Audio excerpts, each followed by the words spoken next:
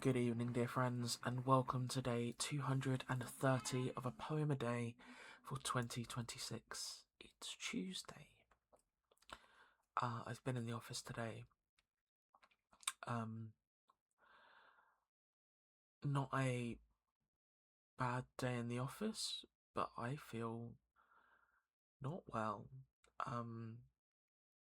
Headachy, nausea, just ropey AF.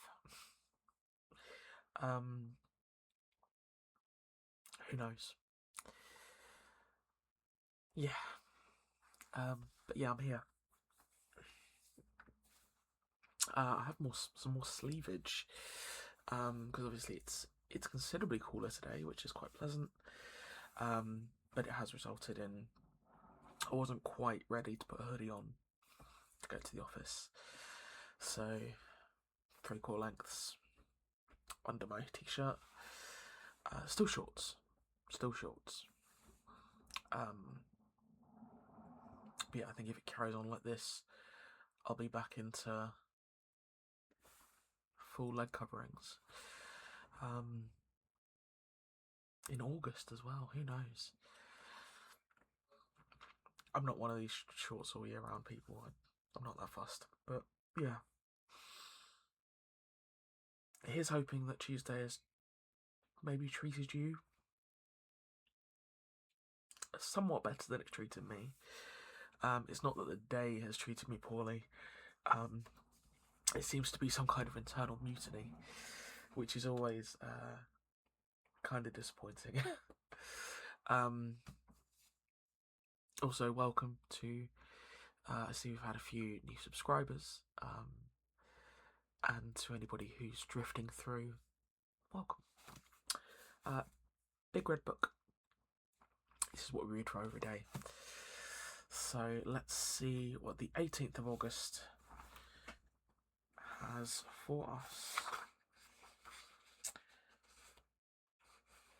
We're on a roll.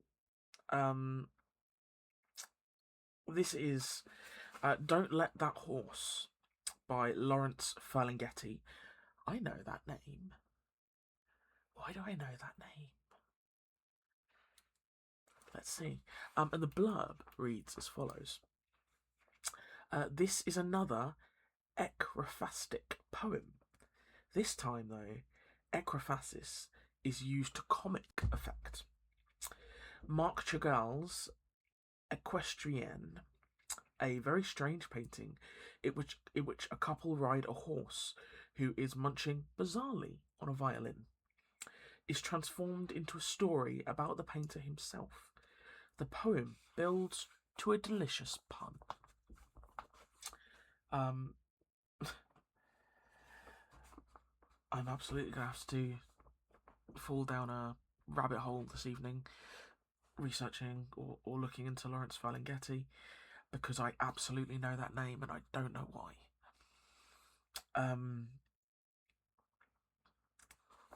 This is displayed, the poem is displayed quite interestingly across the page. I'll try and read it thusly. Don't let that horse eat that violin, cried Chagall's mother. But he kept right on painting and became famous and kept on painting the horse with the violin in mouth, and when he finally finished it, he jumped upon the horse and rode away, waving the violin, and then with a low bow gave it to the first naked nude he ran across, and there were no strings attached.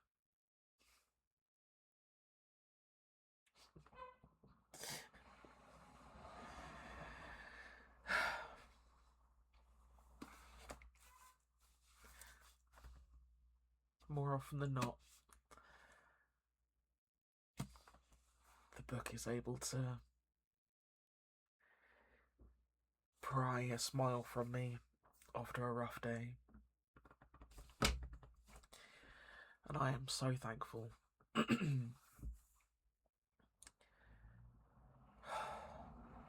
It is somewhat tiring doing this on a daily basis, and it can be a little bit stressful remembering to do it and scheduling it in. And obviously, I've missed the mark several times. We've had multiple runs of catch-up sessions, but it's a lot of fun, and it's lovely to excuse me, to share poetry and literature with people. I had aspirations as a child to be a writer, um, and I have written some things many years ago, but I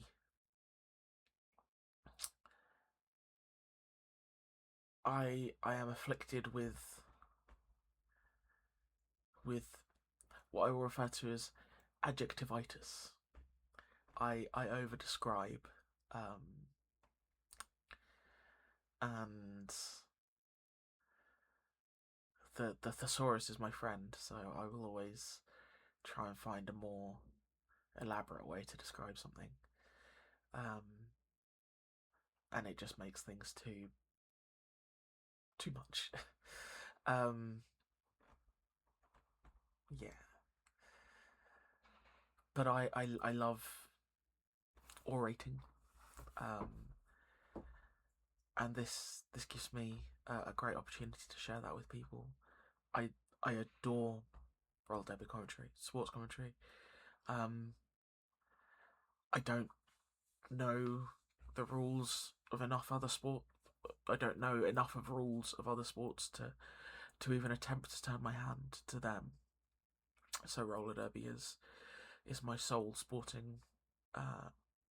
outing. But yeah, reading to people brings me immense joy, and whether it's things like we do here every day, or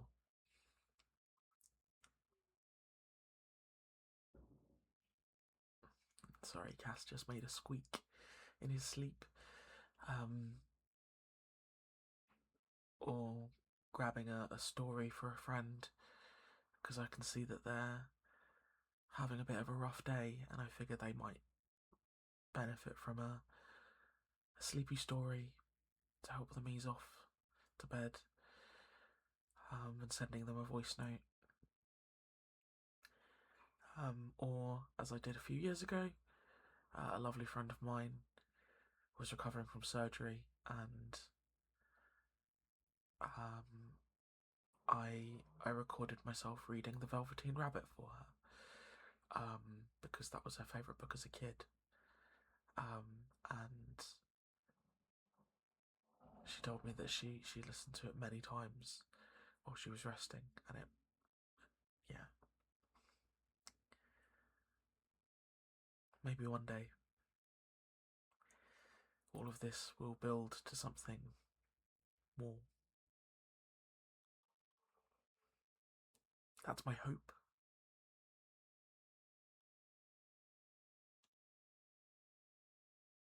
That's the hope.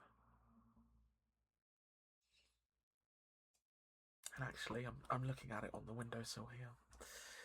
Let me share a little bedtime story with you, friends.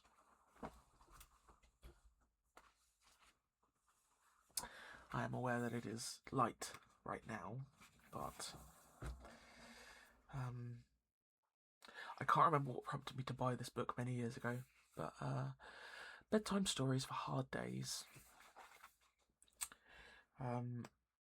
It's I believe it's intended sort of like as a children's book, something for a parent to read to their child. But I've shared many of these stories with friends and loved ones, and well, it's interchangeable for me, those. And yeah, people who I love, and And yeah, I think that they are.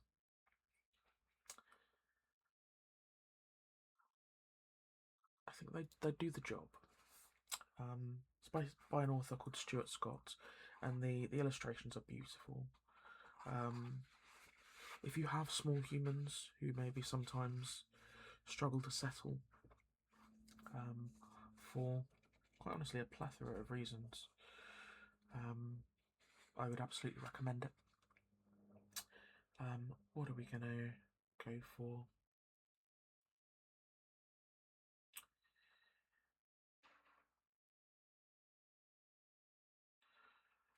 Let's go for the first story. Only about half a page. So, if you would like to get comfortable, my friends, and snuggle yourselves down, just in case maybe today has been not so kind and you've had more of a difficult day. This piece is called When You've Had a Really Tough Day. As you lay your head to rest and close your eyes so tight, remember that you did your best and all will be alright. Whether tough or tricky, the day weighs on our minds. Why don't we try to let it go and leave it all behind? Now release all of your tension and embrace the need to rest. Say goodbye to every worry and breathe down below your chest. Let's count down together from 10, 9, 8, 7, 6, 5, 4. I love you. 3. Too many ways to count, and now there is one more. Dream of all the things you love and let your worries fade. Tomorrow is a brand new day, so sleep now unafraid.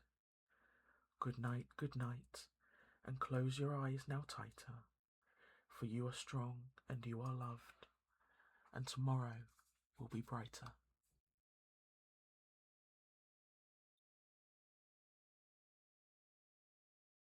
And I dearly hope that as you drift off, and when I finally get down to it this evening, we will all have a very well deserved and a very good